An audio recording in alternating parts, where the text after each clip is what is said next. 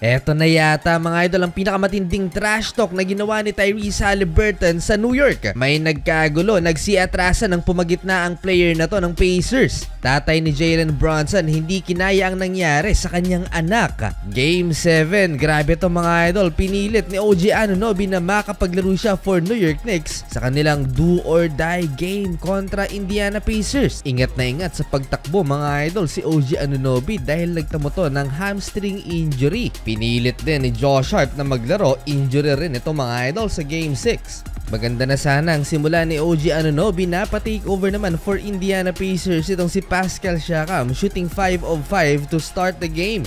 Hindi magmintis ang Pacers big man, kumana naman ng back-to-back 3-pointers itong si Donte DiVincenzo. Under 5 minutes remaining, nagkaroon ng komprontahan after ma-foul ni Tyrese Haliburton si Donte DiVincenzo. Nagkaroon ng komosyon sa pagitan ni Pascal Siakam at Donte DiVincenzo dahil ayaw umalis ng Pacers player sa paint. Trying to delay the game dahil nag-coaches challenge ang Indiana Pacers. Successful naman mga idol. Pumasok agad sa court itong si James Johnson upang pumagitna. Pero nagsagutan na rin si Pascal Siakam at Isaiah Hartenstein. Nagsiatrasan ng mga players nang dumating si James Johnson mga idol. After ng successful challenge na yan, napa-take over si Tyrese Haliburton. Napaka-aggressive. 8-0 run ng Indiana Pacers. Lahat yan ay nagmula kay Tyrese Haliburton. Back-to-back 3-pointers pa at pinagta-trash talk ang crowd ng New York Knicks. Take over si Hali with 14 points sa first quarter. Lamang ng 12 points ang Indiana Pacers 39-27. 12 points naman ang naitala ni Donte DiVincenzo.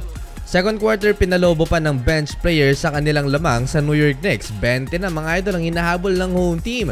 Buti na lang for New York, nakapagbigay ng spark itong si Alec Burks off the bench. 9 points in 6 minutes kaya nakasagot ang home team sa Indiana. Solid game so far for Alec Burks. Kailangan pa rin mag-step up ni Jalen Brunson. Nag-commit ng dalawang sunod na turnover ng Indiana Pacers. Todo reklamo pa si Rick Carlisle sa traveling na tinawag kay Andrew Nembhard. Feeling ng Pacers na daya sila sa play na yon, pero kung titingnan, nagpalit ng pivot foot si Andrew Nembhard kaya klarong traveling. Last 3 minutes, Tyrese Haliburton binastos ang depensa ni Donte DiVincenzo, sabay trash talk sa crowd ng New York Knicks itong si Tyrese Haliburton. Next possession, nakipagsagutan na rin si Donte DiVincenzo. Heto na naman si James Johnson. Bigla na lang sumusulpot sa court pag may magkakasuntukan na. Pinag-3-tripan na lang ng Indiana Pacers mga idol ang New York Knicks dahil nagkahabol sila ng 19 points. Maraming pilit na tira itong si Jalen Brunson sa first half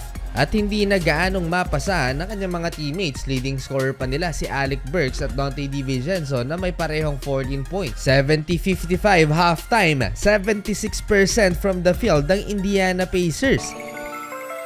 To start the second half, nag-mini run ang New York Knicks at naibaba nila sa single digit ang lead ng Indiana Pacers. Hype na ang crowd mga idol sa kanilang run. After playing 4 minutes sa first quarter, hindi na nga pala nakabalik pa sa laro si OG Anunoby. Nagka-trash talkan na naman si Tyrese Haliburton at Donte DiVincenzo. Pamatay sunog na 3-pointer ni Tyrese Haliburton, sabay trash talk na naman sa Knicks guard.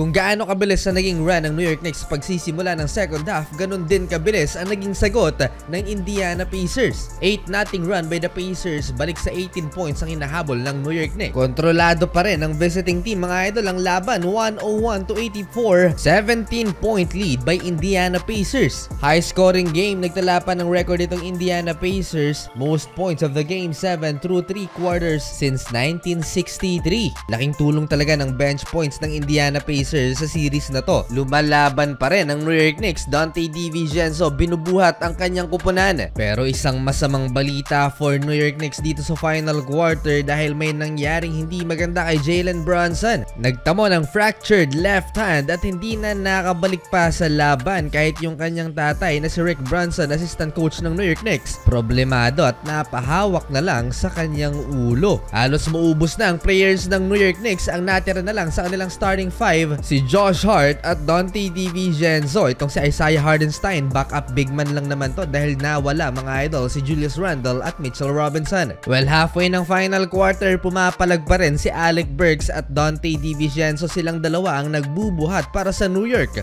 Yun nga lang talaga, lagi namang may sagot ang Indiana Pacers led by Tyrese Haliburton shooting 62% at may 26 points. Na-fouled out si Josh Hart mga idol last 3 minutes pero nag-standing ovation sa kanya ang crowd. Napaiyak pa mga idol si Josh Hart last 2 minutes. Well, sole panalo ang Pacers, sila ang mag-a-advance sa East Finals at haharapin ang Boston Celtics.